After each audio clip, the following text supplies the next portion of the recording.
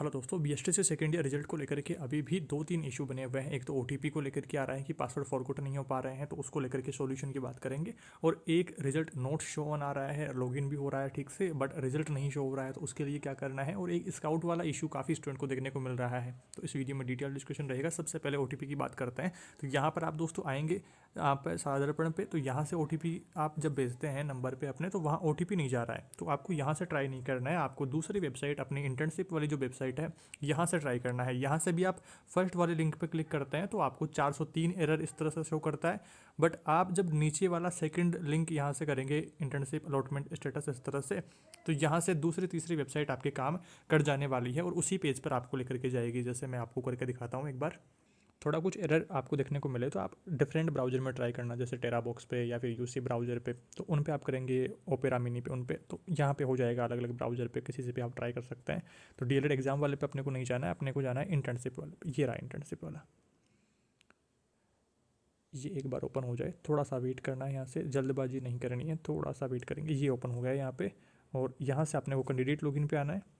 Candidate login पे आप यहाँ पर आएंगे, तो ये लोड होने में थोड़ा टाइम ले रहा है। ये भी यहाँ से आप आएंगे तो फॉरगॉट पासवर्ड वाला दिख रहा है, यहाँ पे क्लिक करेंगे। यहाँ पे अपने डिटेल्स डालेंगे, अपने कॉलेज का जिला डालेंगे, कोर्स डालेंगे, अपने कॉलेज का नाम डालेंगे, और ये सारे डिटेल्स आप, और यहाँ से आपका पासवर्ड फॉरगॉट हो जाने वाला है। जो ओटीपी नहीं जा रहा था आपके डीएलएड एग्जाम वाले पोर्टल से, तो यहाँ से चला जाने वाला है। तो इंटर्नशिप वाली वेबसाइट आप ट्राई करेंगे। अब हम दोस्तों बात करते हैं, कुछ लोगों को लॉगिन होने के बाद में भी इस तरह का इशू फेस करने को मिल रहा है। तो वार्निंग जो यहाँ पर आ रही है, रिजल्ट नोट शो वाली, तो ये आपके कोई टेक्निकल एरर हो सकता है कि कॉलेज की तरफ से कोई इन्फॉर्मेशन अपडेट करने में हो, या वेबसाइट में कोई एरर हो, तो आप अपनी कॉलेज से कॉन्टैक्ट करेंगे और कॉलेज वाले कॉलेज आईडी से निकाल देंगे। आपके आईडी का पूरा एक्सेस कॉलेज के पास रहता है, और आपके पास में जिस तरह से ऑनलाइन यहाँ रिजल्ट आता है, तो कॉलेज के पास में भी आता है। तो वो कॉलेज वाले वहाँ से रिजल्ट निकाल करके आपको भेज देंगे पीडीएफ बना करके। तो वो कोई इशू नहीं लेना है। यहाँ पर नहीं शो हो रहा है तो भी टेंशन नहीं लेना है, आपके कॉलेज वाले वहाँ से निकाल देंगे। वेबसाइट 2-4 दिन में अपडेट हो जाएगी। अभी ये वेबसाइट दोस्तों देखिए 20-25 हज़ार स्टूडेंट है, इतने में ही इस वेबसाइट की जान निकल जा रही है, जो कि अच्छी बात नहीं है। बट अभी अपने को अपने रिजल्ट को लेकर के जो बात करनी है, तो थोड़ा सा आपको वेट करेंगे, तो 2-3 दिन में ये ठीक होएगी। और आप अगर अभी निकलवाना चाहते हैं तो अपने कॉलेज से संपर्क करेंगे, कॉलेज वाले कॉलेज आईडी से आपको निकाल करके दे देंगे। वहाँ पर उनके पास में सारा रिजल्ट आपका आ गया है। अब एक इशू है, आपके स्काउट प्रमाण पत्र उपलब्ध नहीं होने की वजह से आप अंक तालिका प्रिंट नहीं कर सकते। अब यहाँ पर दो टाइप के कैंडिडेट्स हैं। एक जिन्होंने स्काउट कैंप कर लिया था और अपडेट भी करवा दिया था, फिर भी इस तरह का आपको देखने को मिल रहा है। और एक जिन्होंने किया ही नहीं है। जिन्होंने नहीं किया है तो वो अब जब भी आपके कॉलेज में कैंप हो, तब आपको तुरंत कैंप करके फिर अपडेट करवा लेना है। और जिन्होंने कर रखा था, कैंप भी अपडेट करवा दिया था, तो आपको तुरंत कॉलेज को इन्फॉर्म करना है इस बारे में। और या तो आपके कॉलेज वाले वहीं से ठीक करवा देंगे, उधर से डायरेक्ट बीकानेर पंजीयक विभाग बात करके, या फिर आपको सर्टिफिकेट लेकर के खुद को बीकानेर पंजीयक विभाग जाना पड़ सकता है। तो ये आपको अपने कॉलेज से बातचीत करनी है।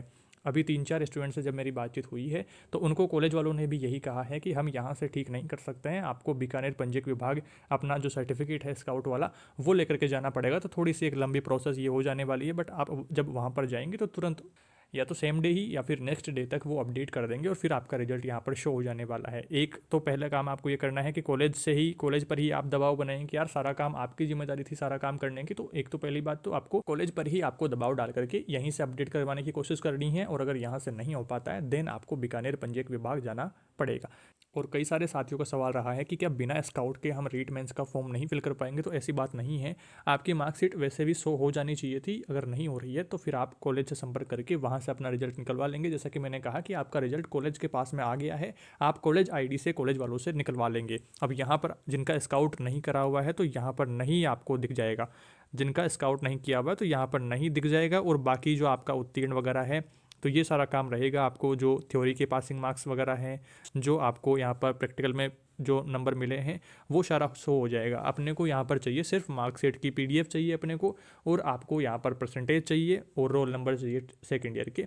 तो वो यहाँ पर आपके बिना स्काउट भी काम हो जाने वाला है। ऐसा ज़रूरी नहीं है कि आप अभी से स्काउट को अपडेट करवाएं। तो ये आपको जब आपका सिलेक्शन हो जाता है, देन आपके ओरिजिनल डॉक्यूमेंट चेक होते हैं, तब तक आपको अपडेट करवा लेनी है। तो अगर आपके कॉलेज वाले अभी से अपडेट करवा देते हैं यहीं से, तो बहुत बढ़िया बात है। अगर यहाँ से उनसे नहीं हो रहा है, वो कहते हैं कि बीकानेर जाना पड़ेगा, तो वहाँ से फिर अपडेट करवानी पड़ेगी। तो ये सारी प्रोसेस इसकी रहती है।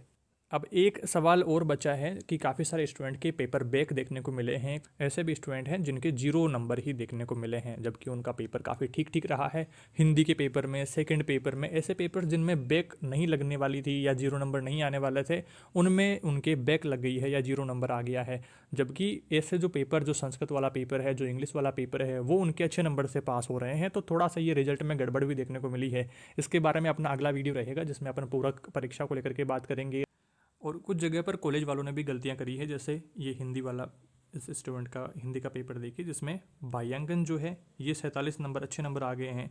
बट आप जब यहाँ पर देखेंगे अंतरांकन में जो नंबर कॉलेज वाले भेजते हैं, इसमें 40 में से 16 मिनिमम भेजने थे, मिनिमम 16 चाहिए थे, बट यहाँ पर कॉलेज वालों ने 10 नंबर ही भेजे हैं, जिसकी वजह से ये वाला पेपर इसके बैक हो गया है। और यहाँ पर जो रिजल्ट है ये इसके यहाँ पर सशर्त पूरक आया है, यानी कि अब इसको ये वाला पेपर दोबारा एग्जाम देनी पड़ेगी। अगर बाह्यांकन में होता तो रीचेकिंग करवा करके थोड़ा अपडेट हो जाने के चांसेस थे, बट यहाँ पर अंतरांकन में नंबर कम आए हैं, तो उस वजह से अब इसको दोबारा से बैक पेपर एग्जाम ही देनी पड़ेगी। आप सभी अगर ऐसा कोई इशू है आपके साथ में तो कॉलेज से एक बार संपर्क कर लीजिएगा। अगर वो अपडेट करवा देते हैं तो अच्छी बात है, अदरवाइज फिर आपको यहाँ से दोबारा एग्जाम देनी पड़ेगी। बैक पेपर की एग्जाम कब होगी? तो अभी रिजल्ट आया है, थोड़े टाइम में रीचेकिंग प्रोसेस शुरू होगी और फिर आपके बैक पेपर फॉर्म भरे जाएंगे। तो 2 से 3 महीने का समय इस सारी प्रोसेस में लग जाने वाला है बैक पेपर एग्जाम होने तक की में। तो ये सारी बातें थी दोस्तों। और एक बड़ा सवाल, आपके जब आप अध्यापक भर्ती वाला फॉर्म फिलअप कर रहे हैं तो वहाँ से बड़ा इशू आ रहा है कि हमें परसेंटेज कौन सी फिल करनी है। कुछ स्टूडेंट यहाँ पर 1700 और 700 जोड़ करके 2400 कर रहे हैं और उसके बाद में फर्स्ट ईयर के अलग से जोड़ रहे हैं। तो ऐसा नहीं करना है दोस्तों। आप जब सेकेंड ईयर वाली मार्कशीट यहाँ पर देख रहे हैं जिसमें प्रथम वर्ष के प्राप्तांक भी यहीं पर मेंशन करे हुए हैं, कुल योग जो है ये ऊपर वाला, ये आपके सेकेंड ईयर में जो प्राप्तांक है ये बता रहा है। नीचे प्रथम वर्ष के भी यहाँ पर मेंशन करे हुए हैं और वृहद योग यानी कि फर्स्ट ईयर और सेकेंड ईयर दोनों का मिला करके आपके थ्योरी में 1700 नंबर होते हैं टोटल, और आपके प्रैक्टिकल यानी कि क्रियात्मक अभ्यास शिक्षण जो रहता है, आपका फाइनलाइजेशन वगैरह की सारा काम रहता है, इसका फर्स्ट ईयर और सेकंड ईयर दोनों का मिलाकर के 700 रहता है। आपके पूरे कोर्स के टोटल जो नंबर हैं फर्स्ट ईयर और सेकंड ईयर के दोनों के मिलाकर के 2400 नंबर टोटल हैं। इसमें से परसेंटेज निकालनी है। और जो आपको प्राप्तांक हुए हैं फर्स्ट ईयर और सेकंड ईयर दोनों के मिलाकर के थ्योरी में, ये 1207 यहाँ पर जो भी आपके नंबर हैं तो वो आपको यहाँ पर दिखेंगे। और नीचे जो यहाँ पर जो आपका प्रैक्टिकल है, जो क्रियात्मक अभ्यास शिक्षण है, इसमें फर्स्ट ईयर और सेकंड ईयर दोनों को मिला करके ये यहाँ पर 600 कुछ नंबर जो आपके दिख रहे होंगे यहाँ पे, तो ये यहाँ पर शो हो रहे हैं। अब इन दोनों को जोड़ना है आपको सबसे पहले तो, और आपको 2400 में से भाग दे करके फिर परसेंटेज निकाल लेनी है 100 से मल्टीप्लाई करके, जो मैंने आपको पहले से काफ़ी अच्छे प्रकार से बता रखी है। और परसेंटेज निकालना आपको भी अच्छे प्रकार से आता है। जो आपको प्राप्तांक मिले हैं वो ऊपर रखने हैं, कुल पूर्णांक नीचे रखने हैं और 100 से मल्टीप्लाई कर देना है, तो आपका काम हो जाने वाला है। आई होप इस वीडियो में ठीक प्रकार से आपने सारे डाउट्स को समझ लिया है। नेक्स्ट वीडियो अपना पूरक परीक्षा को लेकर के रहेगा। बैक पेपर काफ़ी स्टूडेंट को देखने को मिला है, तो उनके लिए क्या क्या सोल्यूशन रहेंगे उनके बारे में हम बात करने वाले हैं। और भी कोई आपका सवाल बचता है तो कमेंट्स में बताएंगे, लाइक करेंगे वीडियो को, और जिन भी आपके दोस्तों को इनसे संबंधित डाउट्स थे तो उन तक इस वीडियो को पहुँचाएंगे। Thank you for watching this video.